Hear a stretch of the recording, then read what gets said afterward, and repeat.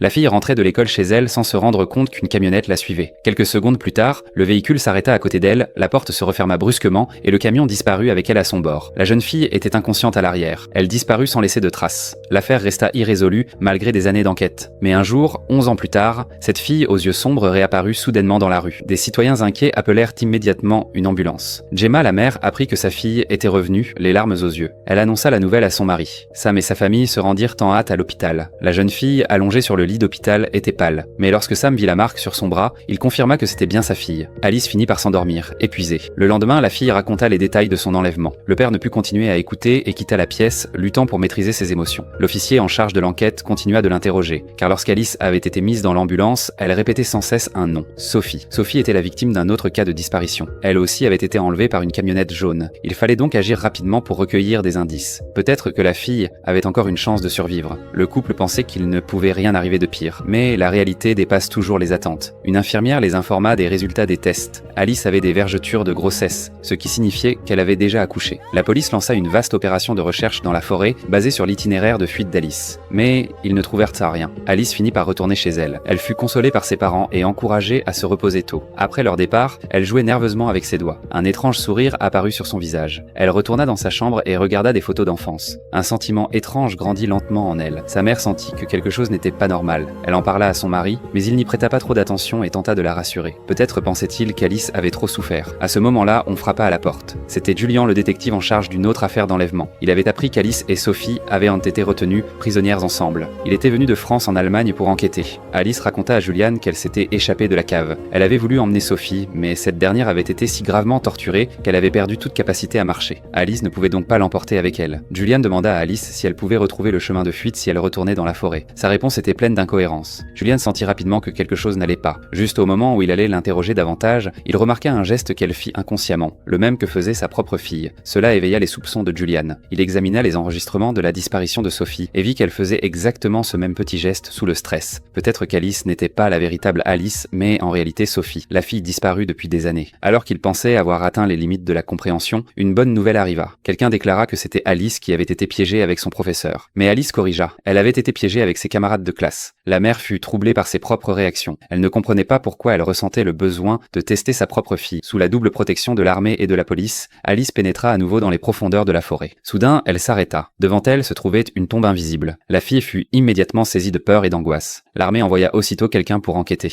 Julian voulait confirmer ses soupçons. Il s'approche pour parler avec Sophie,